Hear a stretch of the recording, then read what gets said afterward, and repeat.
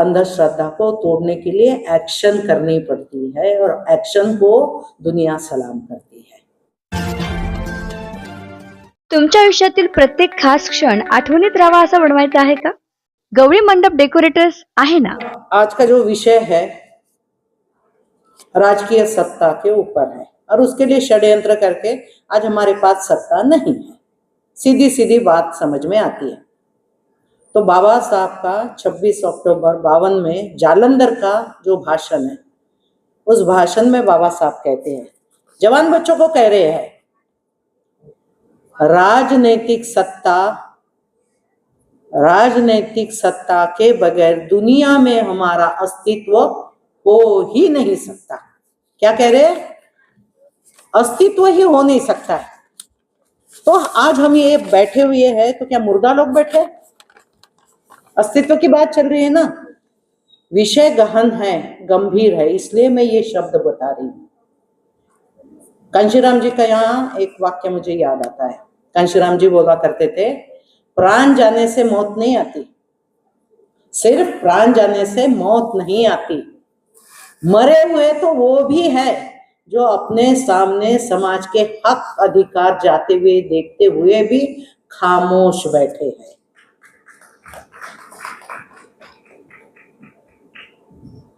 अब आप बोलोगे, हम खामोश बैठे क्यों हैं? क्यों? प्राणवायु नहीं है, प्राण शक्ति नहीं है, चैतन्य शक्ति नहीं है, क्या अकल नहीं है, दिमाग नहीं है? फिर क्या ऐसी बात हो गई है? तो उसके लिए बाबा साहब का किताब पढ़ना मेरी सबसे विनती है। What Gandhi and Congress have done to untouchables, बहुत बढ़िया किताब है। और उस किताब का यदि निचोड़ निकालते हैं ना, तो ब्राह्मणिकल सोसाइटी का, उनके समाज व्यवस्था के 6 उसके कारण दिखते हैं कि उनकी व्यवस्था क्यों वहां पर धरी हुई है। हमने सबने देखा है, पर इस नजरिए से देखना सीखो। ये किताब पढ़ते हो तो इसका सार मैं बता रही हूँ, क्योंकि विषय में आने के पहले उसका होमवर्क होना चाहिए ना, ये स्थिति आई क्यों, राइट? तो सबसे पहला जो विचार है, क्या हो सकता है? Graded inequality. सबको समझ में आता है। ग्रेडेड इक्वालिटी है तो समझ में आता है। सोच लो, क्रमशः रखे हुए है, रखो, कोई ऊपर कोई नीचे कोई जो भी है, उसमें भी समानता नहीं है। ग्रेडेड इनइक्वालिटी, समझ में आ रहा है? नहीं दिख रहा है? All are slaves but all slaves are not equal. कितनी बड़ी बात छुपी है, और ये इनका बेस है। ये बेस को जब तक के तुम ठुकराओगे नहीं ना, तब तक के कोई धार्मिक, कोई आर्थिक, कोई सामाजिक, कोई नैतिक, कोई सांस्कृतिक, कोई भी मूवमेंट चल ही नहीं सकती है। चलो, दूसरा फंडा इनका, 2000 सालों से ऊपर शस्त्र पे बंदी। क्यों भाई बंदी रखी है? पुलिस देखते हो आप, यहाँ पर भी है, एक डंडा होता है, और हजारों लोग आएंगे भी तो डंडा जो चलाता है ना, उसके अथॉरिटी है उस डंडे में, वो शस्त्र। डरता है वो। हमने रिवोल्ट नहीं करना चाहिए, इसलिए वो बंदी है। सिर्फ नाम के लिए नहीं दिया हुआ था, वो कारण के जड़ तक के जाते हैं। तीसरा बहुत सिंपल लगता है, बहुत ही सिंपलेस्ट है, पर बहुत खतरनाक है। बाबा साहब ने इतना तवज्जो दिया इस पर, लक्षण पर। ब्राह्मण की हत्या पाप है। इतना छोटा सा वाक्य है, ब्राह्मण की हत्या पाप है। इसका मतलब ये हत्या का नहीं, अंधश्रद्धा। किसके वजह से? मंदिर के वजह से। मंदिर में कौन है? उनका एटीएम है। एटीएम किसके अधीन है? मंत्रों के अधीन भगवान है। तो वर्चस्व किसका हो गया? ब्राह्मणों का। बाप से बेटा बड़ा होता है क्या? और हम आराम से मान रहे हैं, आज 140 करोड़ की जनता है, चलो 40 करोड़ छोड़ दो, 100 करोड़ 1 रुपया मंदिर में देता है ब्राह्मण, 100 करोड़ से हर दिन रईस बन रहा है और 100 करोड़ से हम लोग गरीब बन रहे हैं। कैलकुलेशन समझ में आ रहा है? इसके बाद का और खतरनाक, ये बाबा साहब ही बता सकते थे, शायद हम पढ़े लिखे लोग होने के बाद में अपने आप को कितना भी यूपीएससी के ऑफिशियल कहलाओ, कितना भी कर लो, नहीं आया, मुझे तो ध्यान में नहीं आया था। वो है पावर और अथॉरिटी पे कब्जा। अब उदाहरण से बताऊंगी तो समझ में आएगा। आज संयुक्त जयंती है ना, सम्राट अशोक को हम कह रहे हैं ना, गौतम बुद्ध को देख रहे हैं। गौतम बुद्ध कौन थे? राजपुत्र थे ना, राजा का बेटा था ना, तो राजतंत्र अपने हाथ में था या नहीं था? सम्राट अशोक का चक्र है, अपने राज्य में 23 देश इंक्लूड किए थे। मजाक है क्या? सोचने के ऊपर मजबूर हो जाओगे कि एक बंदा अपने देश में 23 देश इंक्लूड करता है। देखा है ना, जो हमारा तिरंगा है उसके ऊपर अशोक चक्र है, 24 आरे देखते हो ना, उसका मतलब वो 24 ये देश उन्होंने इंक्लूड किया है। सॉवरेनिटी का वो उदाहरण है, सॉवरेन बनना है, अथॉरिटेटिव बनना है। अभी इस अथॉरिटी के साथ में आप 12वीं सदी में आ जाओ। बशेश्वर यहाँ पर लिया नहीं उनको, गुलबर्गा में 12वीं सदी में इन्होंने अनुभव मंडप बनाया, वो है ओपन पार्लियामेंट, 12वीं शताब्दी की, मुगल भी नहीं है। उस वक्त उन्होंने ब्राह्मण के विरुद्ध ब्राह्मणोत्तर, जिसमें लेडीज ने पार्टिसिपेशन किया था और ब्राह्मण हार गए थे। समझ में आता है ये वैचारिक कितना बड़ा आंदोलन है। अब ये होने के बाद गुरु नानक को देख लीजिए, आज वर्ल्ड में कहीं पर भी जाए, अमेरिका बोल रहा था पगड़ी नहीं बांध सकते, गई उनकी पगड़े, हाथ भी नहीं कोई लगा सका, और हम लोग बड़ा जोश दिखाते बाबा साहेब बाबा साहेब। क्या कर रहे हैं? एक हमारी अभी बनते जी कितनी कितनी कड़वड़ी नेते बोलत होते कि गया में सब लूटा जा रहा है, उसको हम हाथ में नहीं ले सकते। वो सरदार लोग वहां जाने के बाद अपने पगड़ी को हाथ नहीं लगाने दिया, उसके बगैर उनकी एंट्री नहीं होगी, और करके दिखाई।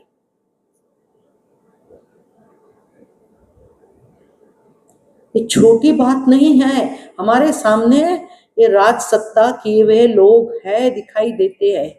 आइए, छत्रपति शिवाजी महाराज 18 पगड़ जाति को लेके ब्राह्मणों को मारा था, भास्कर कुलकर्णी को मारा ना, क्या पाप लगा?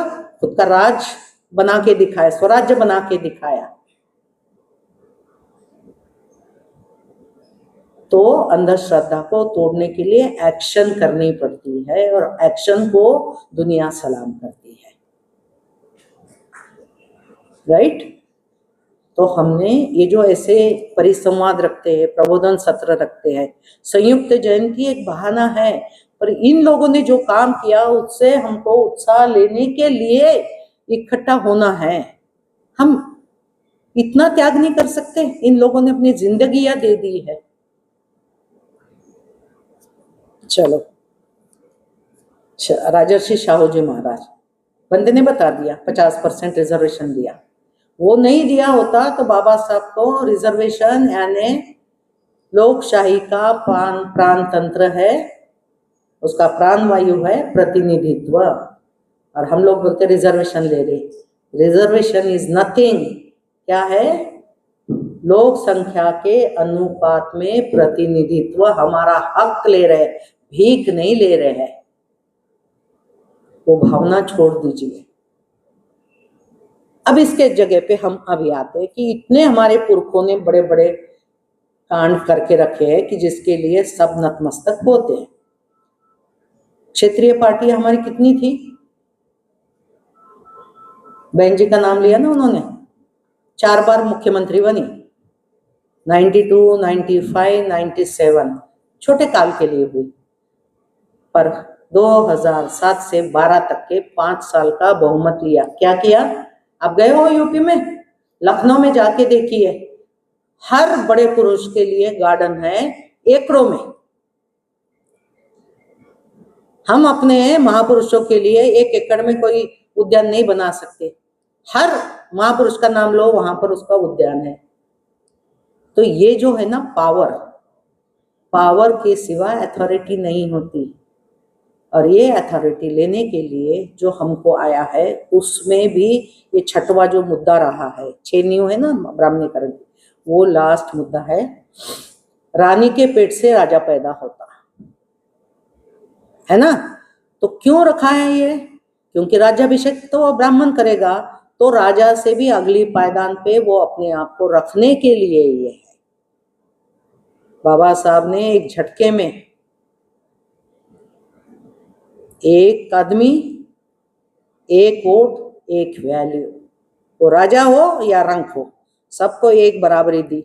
जो अंग्रेज हमारे ऊपर राज कर रहे थे तब, उनको 100 साल लगे वोटिंग का अधिकार लेने के लिए। इंग्लैंड में वोटिंग का अधिकार सिर्फ पढ़े लिखे को और टैक्स भरने वाले को थे। हम यहाँ बैठे हुए लोग कोई भी वोटिंग का अधिकार ले सकते थे? हमको कोई रक्त रंजित कोई आंदोलन करना पड़ा? वो बाबा साहब की वजह से झोली में आया है। तो आज मत से हम अपना राजा चुन सकते हैं। 52% ओबीसी है, 15% एससी है, 7.5% एससी है, 74.5 है। अरे 3% ब्राह्मण चाह के भी ये सांगवी का सरपंच बनना है ना, तो उसका सरपंच नहीं बन सकता। तो देश का पंतप्रधान पूरी सत्ता आरएसएस अपने हाथ में लेके देश चला रहा है। शर्म नहीं आती हमको? अपने गरेबान में झांकने की टाइम है ये बाबा साहब ने जो अधिकार दिया ना, ये दिखाने के लिए नहीं कि मुझे मत दिया है मैंने।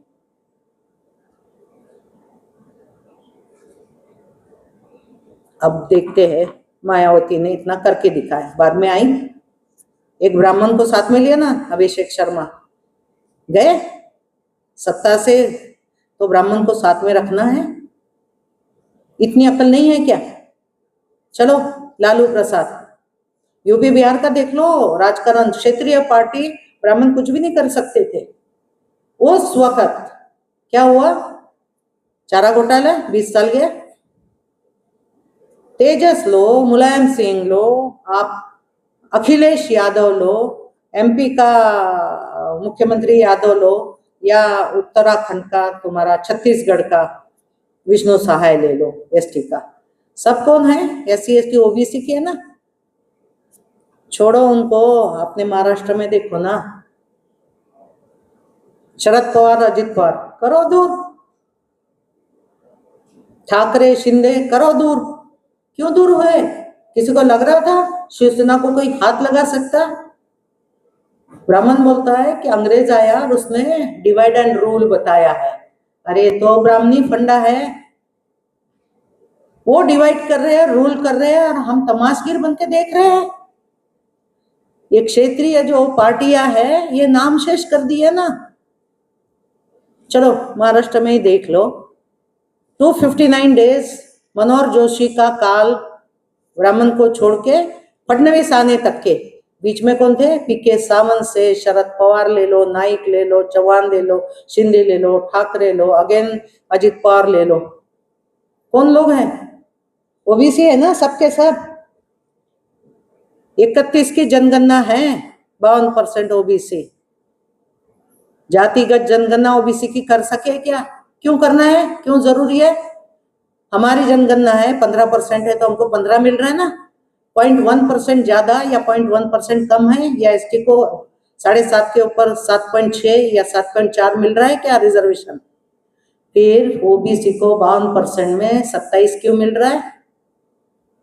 सोच के देखो, सामने सामने उल्लू बना रहे हैं। पॉलिटिकल पावर नहीं है तो ऐसे ही गूंगे बहरे बन के बैठोगे। ये गूंगे बहरे का और डर से चुप रहने का टाइम नहीं है। तभी बाबा साहब ने बोला है मूक नायक। ये मूक नायक जो निकाला है ना, ये हमारी दास्तां दिखाने के लिए नहीं है या हमारे दर्द के लिए निकाली हुई चीज नहीं है।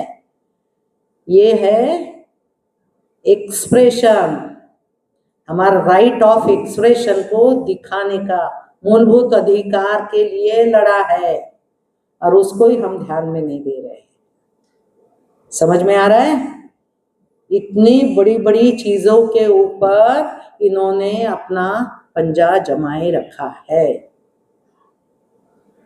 अभी क्यों जमाए रखा है? अपने आप से पूछा? सब क्षेत्रीय पार्टियां इतनी बड़ी बड़ी राज करने वाली, जिसको शायद कोई नहीं सोच सकता था ये जाएगी, आज नाम शेष है। क्यों हुआ? सोच को सोच दो तो पता चलेगा। एक अकेली ईवीएम मशीन 8 अक्टूबर 2013 में सुप्रीम कोर्ट की डॉक्टर सुब्रमण्य स्वामी और नरसिम्हा के याचिका के ऊपर जजमेंट आया। जजमेंट क्या था? गौर से सुनो। उसका पैरा नंबर 29 कह रहा है, बहुत गौर से सुनो। From materials placed by both the sides, from the materials placed by both the side, we are satisfied that VVPAT paper trail is an indispensable requirement of free and fair elections। दूसरा मतलब समझ में आया क्या? सिर्फ वाक्य के ऊपर मत जाओ, उसका ट्रांसलेट करेंगे तो ये बोल देंगे कि पेपर ट्रेल जो ईवीएम मशीन के साथ में वीवीपैट के जरिए लगाएंगे तो ही फ्री और फेयर इलेक्शन हो सकता है। इसका दूसरा मतलब है फ्री और फेयर इलेक्शंस ये वीवीपैट लगाए बगैर हो ही नहीं सकते। तो ये ईवीएम मशीन की ये पैरा नंबर 29 के वजह से समझ में आने वाली पहली बदमाशी नंबर 1 आया। कब ये जजमेंट? 8 अक्टूबर 2013 में। तो ईवीएम मशीन से वोट जो हुए हैं वो कब हुए? 2004 और 2009 की लोकसभा इलेक्शन में ना। ये इलेक्शन हुए, ये असंवैधानिक है या संवैधानिक है? जब सुप्रीम कोर्ट का जजमेंट ये बता रहा है, कितने निकाल आए होंगे, कितने रूल्स बने होंगे हमारे विरुद्ध। कर सकते हैं उसके ऊपर कुछ हम कार्रवाई? हाथ पे हाथ धरे बैठे हैं।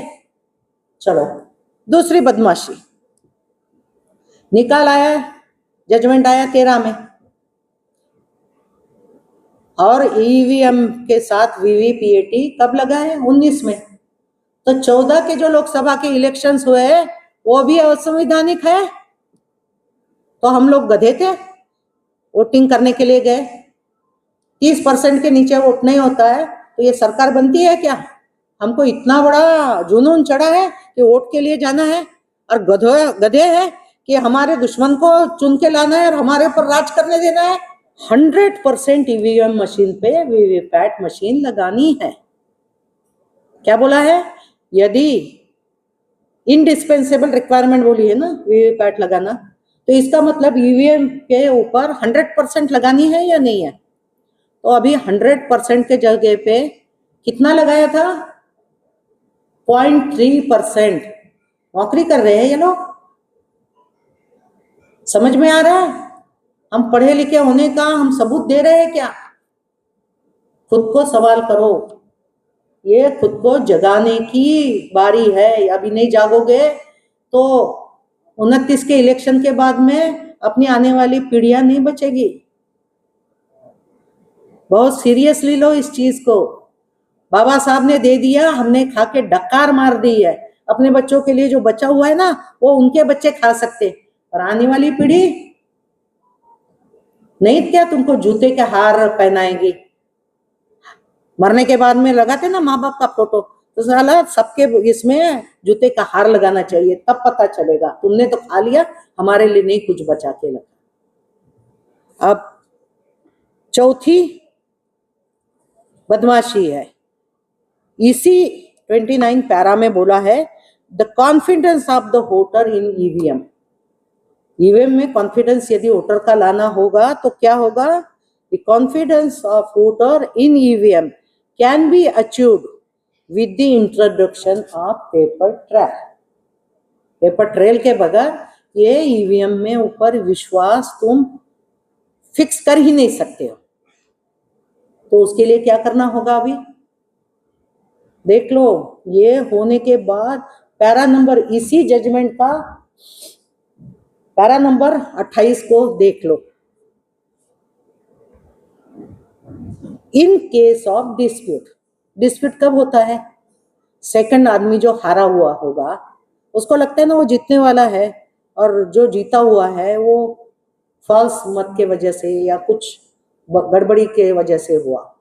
तो इन केस ऑफ डिस्प्यूट, विवाद जन्य स्थिति में अगर कोई कैंडिडेट रिकाउंटिंग या मैन्युअल काउंटिंग की ये पेपर ट्रेल का करता है तो उसको मिलनी चाहिए। जुडिशरी मैटर है और इसको ना मानना कंटेम्प्ट ऑफ कोर्ट है। इलेक्शन कमीशन के ऊपर हुआ कोई कंटेम्प्ट ऑफ कोर्ट? नहीं हुआ ना। अब ये 5 बड़ी बदमाशियां के बाद में और एक बड़ी साजिश हुई है और हमने आराम से उसको हजम कर लिया।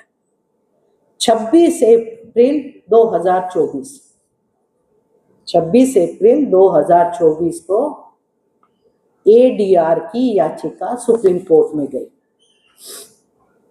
अब ये सुब्रमण्यम की गई थी, तब सुब्रमण्यम स्वामी के वक्त सभी जितने भी विपक्ष थे सब सुप्रीम कोर्ट में जाना चाह रहे थे ईवीएम के विरुद्ध। सिर्फ सुब्रमण्यम स्वामी की याचिका मंजूर हुई।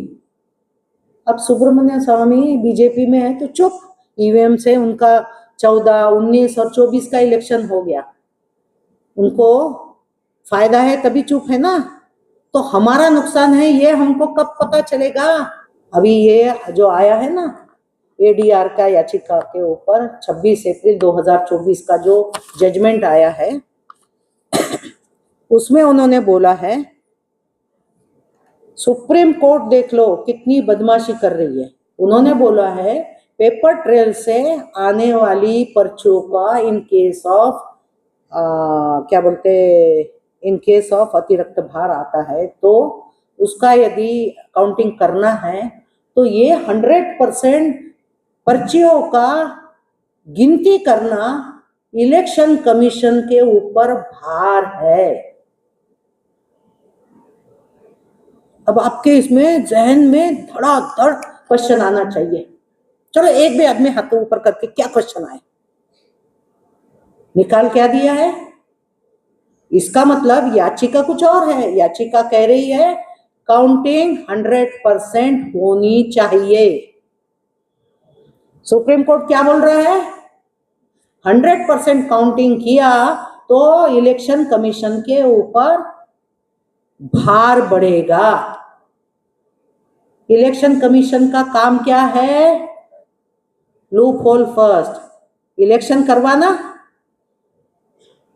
दूसरी बात, इलेक्शन कमीशन में याचिका डाली है क्या हमारे ऊपर भार हो रहा है, तो उसके लिए सुप्रीम कोर्ट पे बर्डन पड़ा और उनको बोलना पड़ा कि इनका बर्डन मैं कम करवाता हूं। तो दोनों भी भाई भाई।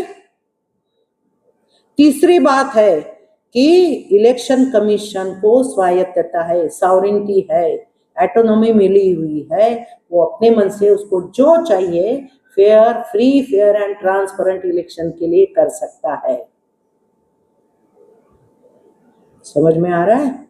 और चौथी बात है, यदि भार पड़ता है तो इलेक्शन का काम कौन करता है? इलेक्शन कमीशन के लोग करते हैं क्या? गवर्नमेंट सर्वेंट की ड्यूटियां लगाई जाती है, तो यहाँ और गवर्नमेंट सर्वेंट की ड्यूटी लगाने में क्या होता है? और पांचवी बात, ये इलेक्शन कमीशन किसी के दबाव में, किसी के राजकीय पक्ष, सत्ताधारी पक्ष, किसी के भी दबाव में काम नहीं करेगा। तो सुप्रीम कोर्ट को क्यों भाई एवढा पुळका आला? समझ में आ रहा है ना मराठीत पुळका, राइट? तो आप अभी ये बताइए, ये एक ही जजमेंट के एक इसमें 5 लूप होल है। ज्योतिबा फुले 1882 में हंटर आयोग के सामने रिजोल्यूशन नहीं देते ना, तो शक्तिकार मुफ्त एजुकेशन का नियम नहीं होता, तो आज हम पढ़े लिखे बैठे नहीं होते। उन्होंने अपनी बीवी को पढ़ाया नहीं होता, फातिमा शेख को नहीं पढ़ाया होता, तो एक औरत भी इतनी फैशनेबल बन के बोलने के लायक नहीं होती। तो आज हमारे महापुरुषों ने जो दिया है ना, उसका कर्ज उतारना तो दूर, उन्होंने जो बोला है उसको समझने की अक्ल तक के हम लोग नहीं रख रहे हैं। तो और क्या मैं बोलूं कि इसके लिए कोई आशा की किरण है। आपने श्रीलंका देखा, नेपाल देखा, जन सैलाब यदि उमड़ के आता ना, तो दौड़ते हुए जमीन भी कम पड़ती है। दिल्ली में जिस आदमी ने संविधान जलाया था, 22 दिन तक के किसी ने कुछ किया? कोई रास्ते पे आया? वो बाम साहब गया, उनकी ताकत है 2 लाख की, 3 लाख की, पर सब संगठन अभी महाराष्ट्र में देखो 65,000 से ऊपर रजिस्टर्ड बाबा साहब के नाम से संगठन है। अरे यार, अपना डंडा, अपना झंडा, अपना एजेंडा लेके एक बड़े इसमें जाओ, ताकि मॉब ज्यादा दिखेगा। 10 लाख लोग थे, पकड़ा गया आदमी, दी उसको सजा। दूसरे की हिम्मत होगी संविधान जलाने की? तो अपनी ताकत का अपने नजारा दिखाना है, तो ही आप सुरक्षित रहोगे। और दूसरी बात है, अपने वोट का यदि इस्तेमाल करना है, तो नहीं करने से भी यदि हम इनको परास्त कर सकते, तो उसके लिए भी अपने आप को एजुकेट करो। और तीसरी बात है, ये जो अभी है विजय थालापति है ना, टीवीके का, वो गया था बीजेपी के पास। बीजेपी ने क्या बोला? 80 सीट देता हूँ, 80 की 80 जीत के आते हो। विश्वास नहीं था ना, पहली बार आ रहा है, पिक्चर में काम करने वाला बंदा है। 80 सीट देता हूँ, 80 सीट जीत के आती है तो उप मुख्यमंत्री बनाऊंगा। उस बंदे में चपेट मार के उसका ठुकरा दिया। डीएमके, AIADMK, स्टालिन को लगा मैं ही जीत सकता हूं, उसको ठुकरा दिया ना। एक अकेले बंदे ने यदि पेरियर बाबा साहब के विचारधार पे है, तो वो ब्राह्मणों का सबसे बड़ा स्टेट उत्तर प्रदेश के बाद माना जाता है। सबसे ज्यादा मंदिर वहां पर है, सबसे ज्यादा ब्राह्मणों के मुख्यमंत्री ने वहां पर अपना राज किया हुआ है, ऐसा तमिलनाडु। उस तमिलनाडु में इस बार एक भी बड़ी पार्टी ने ब्राह्मण कैंडिडेट को इलेक्शन में लड़ने का टिकट भी नहीं दिया। तो आज समझ में आ रहा है, एक स्टेट में यदि ये हो सकता है, ये चीज गौर करने वाली है कि एक स्टेट में हो सकता है, तो ये जो क्षेत्रीय पार्टियां जहां मर गई है ना आज, उसको रिवाइव करो, उसके लिए काम करना शुरू करो।